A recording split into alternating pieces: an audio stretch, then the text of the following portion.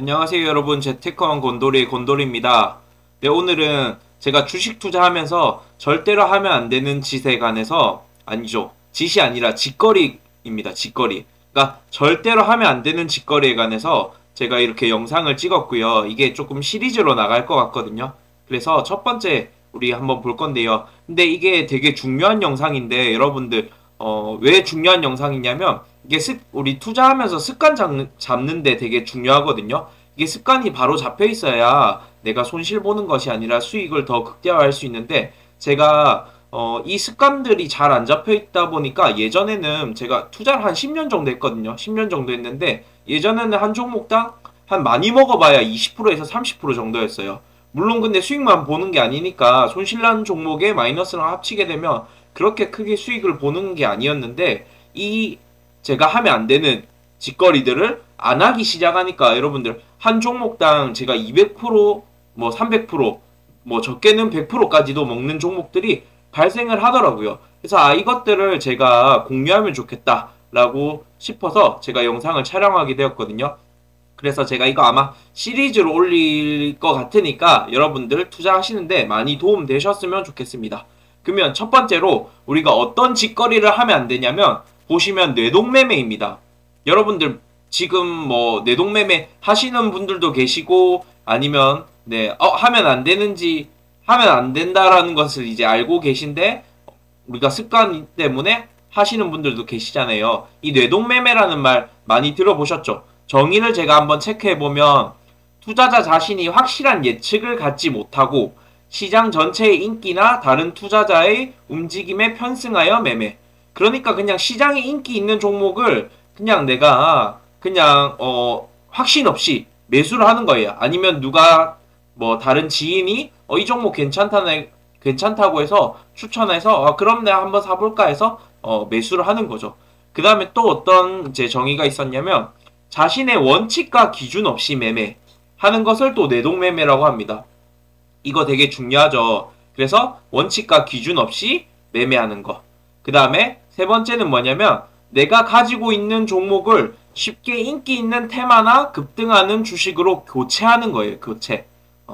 앞에 위에 첫 번째 정의랑 비슷하지만, 근데 내가 쉽게 내가 갖고 있는 종목을 매도하고 다른 인기 있는 테마나 주식으로 이제 교체하는 거죠. 근데 저는 이게 무조건 틀렸다고 볼 수는 없거든요. 왜냐면 시장의 주도 테마로 변경해야 되는 것이 맞죠. 만약에 내가 예를 들어서 안 올라가고 있는 종목을 계속 들고 있어요. 뭐 예를 들면 한국전력 같은 경우, 그런 건 성장성이 없죠. 그러니까 주가가 이렇게 올라가지 않잖아요. 맞잖아요. 아니면 내가 제가 건설 주식들을 뭐 이렇게 뭐 이제 폄하하는 건 아니지만, 뭐 이렇게 잘 안 올라가고 있잖아요. 그리고 지금 시장이랑 좀 맞지 않잖아요. 그럼 내가 그런 종목들은 매도하고, 뭐 주도주인, 뭐 반도체라든지 2차전지 이런 걸로 종목을 교체하는 것은 바람직한 부분이라고 저는 봐요. 근데 여기서 중요한 게 뭐냐면, 보통 그렇게 해서 시장의 주도 테마를 잘 찾지 못하는 경우가 많습니다. 근데 만약에 찾아도 보통 이렇게 매수한 종목도 나중에는 또 내동매매로 쉽사리 매도하는 거예요. 예를 들어서 내가 지금 건설주 매도하고 2차전지 종목을 매수를 했단 말이에요. 그럼 이 2차전지 종목을 쭉 가지고 가냐? 아니란 거죠. 이것도 나중에 또 다른 내가 내동매매할 종목이 보이면 이 2차전지 종목도 쉽게 매도하고 또 새로운 걸로 갈아타는 이 무한 루프가 이제 형성된단 말이에요. 그러니까 이런 것들이 문제가 될 수 있다는 거죠. 자, 그래서 보면 내동매매는 한번 빠지면 큰 손실을 봐야 내가 그때부터는 내동매매를 했구나라는 것이 조금씩 인지가 가능하고 반성하게 된다는 거죠. 그래도 이렇게 반성해도 사람은 쉽게 변하지 않죠. 그래서 다시 쉽게 뇌동매매 빠질 가능성이 높아요. 왜냐하면 이 뇌동매매는 이제 매매 중독, 아니면 이제 도박 중독과도 같은, 이제 그 도박을 했었을 때 나오는 그 호르몬이랑 이제 비슷한 그 호르몬이 발생한다 하더라고요. 그래서 이 뇌동매매는 한번 시작하면 끊기가 쉽지 않기 때문에 이 습관들은 우리가 잘 체크를 해야 됩니다. 그리고 여러분들이 뇌동매매를 하고 있지 않다라고 생각을 하지만 실질적으로 하고 있는 경우가 많이 있습니다. 왜냐면 이게 내가 인지하는 것이 사실 어려운 안 좋은 습관이거든요. 자, 그러면 우리는 왜 내동매매를 하게 되는가? 이유를 한번 봐야 되겠죠. 이유를 한번 볼게요. 자, 첫 번째 보면 주변에 종목 추천하는 지인이 있어요. 여러분들 주변에도 항상 있죠. 제 주변에도 항상 있습니다. 뭐 제가 그런 지인이 일 수도 있겠죠. 네. 그렇지만 어쨌든 항상 그 지인은 수익이 많이 나는 것처럼 보여요. 나는 수익이 안 나는데 그 사람은 맨날 뭐 자기 수익 자랑하고 뭐 투자했는데 이번에 몇 프로 먹었다 하고 막 그런단 말이에요. 그러면서 자기가 갖고 있는 종목 이야기를 많이 하죠. 그러면 나는 심리가 어떨까요? 같이 따라서 매수를 하겠죠. 그게 바로 내동매매인 거예요, 여러분들. 딴 거 아니에요. 이게 정의가 이렇게 돼 있으니까 어렵게 보이지만 그냥 시장 전체 인기나 다른 투자자의 움직임에 편승해서 매매하는 게 맞잖아요. 이 사람 지인의 움직임에 편승해서 매매하는 게 뇌동매매인 거예요. 그리고 원칙과 기준 없이 매매하잖아요. 그 사람이 이제 좋다고 하니까 같이 따라서 이제 매수를 하게 되는 부분인 거죠. 또 어떤 경우가 있냐면 항상 그 순간에 보면 계좌에 마음에 안 드는 아픈 손가락 같은 종목이 있어요. 여러분들 갖고 있는 종목들이 다 이렇게 수익만 잘 나고 있는 건 아니잖아요. 빨간불도 있지만 파란불도 있을 수 있다, 맞죠?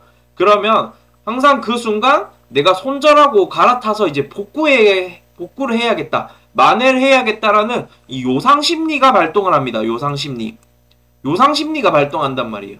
그래서 그 종목을 그냥 내가 아무 이유 없이 팔아탄 이유로 매도를 하고 지인이 추천하는 종목으로 갈아탑니다. 이런 경우가 많이 있고요. 그 다음 세 번째 보면 포모 증후군이라고 해서 뭔가 나만 수익을 못 보고 있는 것 같은 느낌이 들어요. 뭔가 쎄한 느낌이 들거든요. 다른 사람들은 지금 수익을 잘 보고 있는데 나는 왜 수익을 지금 못 보고 있지?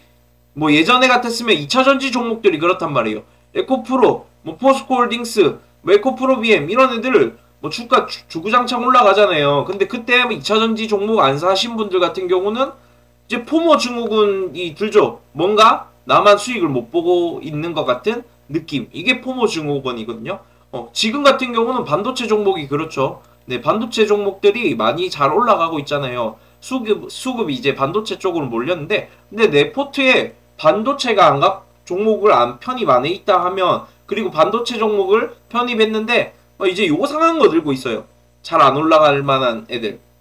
그러니까 지금 반도체는 AI 관련된 반도체 그런 쪽에 이제 관련된 기업들이어야 되는데 뭐 이제 그런 아닌 반도체라고 하면 뭔가 이상하게 내가 손실을 보지 않는다 하더라도 네, 손실 보는 것 같은 느낌이 쎄한 느낌이 든다 이거죠. 그러면 어떻게 해요? 또 내동매매를 할 수밖에 없다는 거예요.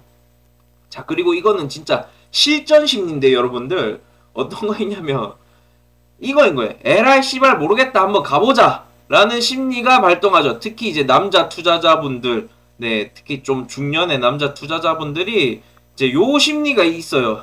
그냥 누가 주변에 이제 좋다 하거나 아니면 급등하는 종목을 이제 봤단 말이에요.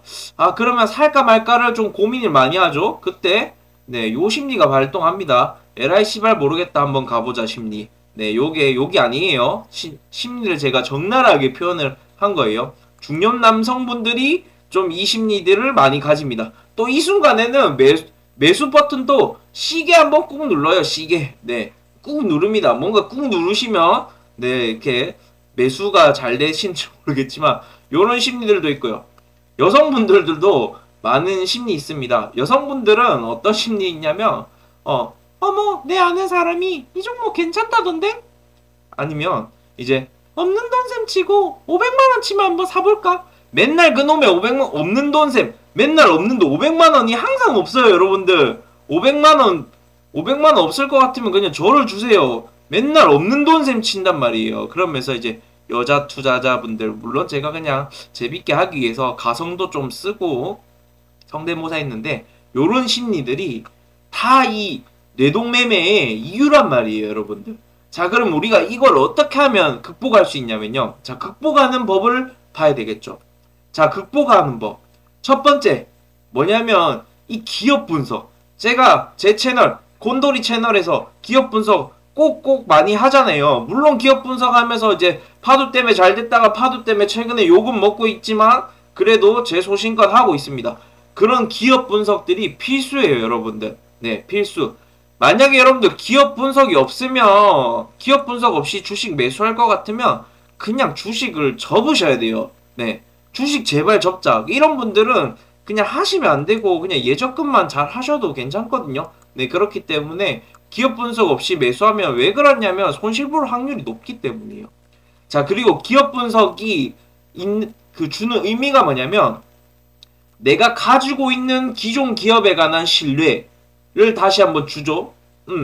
내가 기존의 기업을 다시 한번 분석하면서 기존 기업에 관한 신뢰를 다시 한번 내가 쌓을 수 있고요. 그 다음에 누가 좋다고 했단 말이에요. 아까 이 지인, 추천하는 지인이 어떤 예를 들어서 SK하이닉스라는 종목이 좋다라고 했단 말이에요.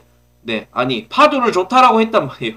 네, 파도를 좋다라고 했으면 그러면 이 새로 매수하는 파도라는 종목에 관한 점검을 내가 할 수 있는 거잖아요. 기업 분석을 통해서. 맞잖아요. 아니면 그냥 내가 매수할 수밖에 없으니까. 그래서 기업 분석은 꼭 필수로 해야 돼요. 그리고 보통 이렇게 내동매매 할 때는 그 순간의 감정에 따라서 매매를 많이 하게 된단 말이에요. 그럼 어떨까요? 주관적인 매매를 할 수밖에 없겠죠. 감정에 따라 매매하니까. 그날 기분이라든지. 아니면 그 사람이 나한테 신뢰를 많이 주는 사람이라고 하면 객관적이 아니라 주관적인 매매가 될 수밖에 없단 말이에요.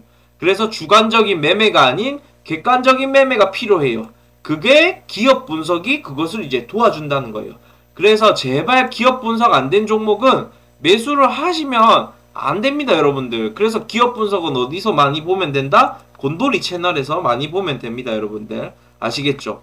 자, 두 번째는 뭐냐면 꽃이 피는 시기는 각각 다 다르단 말이에요. 즉 여러분들이 팔고 나면 그 종목 올라가죠. 그리고 내가 좋아 보여서 누가 좋다고 해서 아니면 내가 좋아 보여서 사면 떨어지잖아요. 맞죠? 자, 그래서 당장 저 종목이 잘 올라가는 것처럼 보여도 다 오르고 나면 그 다음에는 내 종목이 올라간단 말이에요. 그러니까 그 시기가 꽃이 피고 열매를 맺는 시기는 다 다르고 그 시기는 인간이 알 수 없는 영역이란 말이에요. 그러면 어떤 거냐면 진득하게 기다려야 돼요. 즉 종목이 좋아 보여서 여러분들 매수했던 그 순간 기억하죠? 네, 맞죠? 뭐 예를 들면 뭐 제 종목에 있는 걸로 치면 뭐 VT가 좋아서 매수했었던 그 이유들이 있을 거잖아요. 그럼 그 순간을 기억하면서 좀 더 진득히 기다리는 거예요. 만약에 불안하다 하면 아까 뭐죠? 기존 기업 분석하시면 되잖아요. 분석하면서 그렇지, 내가 다시 한번 리마인드를 하는 거예요. 상기하는 거고. 근데 기업 분석을 하면 할수록 별로다, 내가 홀딩해야 되는 이유가 없네라고 생각하면 그러면 진짜 손절할 수도 있는 거고요. 제가 다음에 이제 영상에서는 그 어떨 때 손절해야 되고 어떨 때 홀딩해야 되는지 그것들도 좀 찍어 볼게요. 그래서 그런 것들을 기억하면서 좀 더 진득히 기다리자. 자, 그리고 세 번째, 배우자는 그렇게 쉽게 바꾸는 거 아니에요. 제가 주식을 매수하는 거는 배우자를 고르는 법과 같다라고 했죠. 그러니까 지금 이제 주식 내가 매수했고 갖고 있는 주식들은 내 배우자랑 같다라고 생각을 하시면 돼요. 그래서 종목 교체하는 이유도 내가 신규 매수하는 이유도 명확히 있어야 되는 거예요. 그러니까 쉽게 바꾸는 게 아니란 말이에요. 네, 배우자 쉽게 바꾸면 안 되죠, 여러분들. 그쵸? 네, 배우자 그래도 좋잖아요. 안 좋습니까? 네, 저는 좋습니다, 배우자가.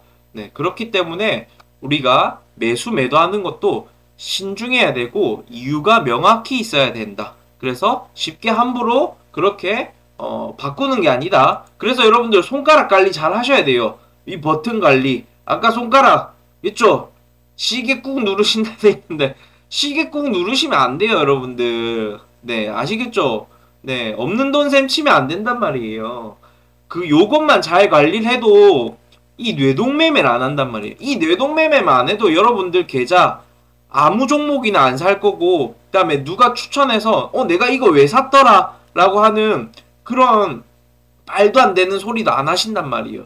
그래서 첫 번째, 주식하면서 절대로 하면 안 되는 짓거리 뭐다? 뇌동매매. 아시겠죠, 여러분들? 뇌동매매 안 하려면 제일 중요한 거는 기업 분석 잘 되면 되는 거고, 기업 분석은 어디에서 본다? 곤돌이 채널에서 보시면 됩니다. 아시겠죠?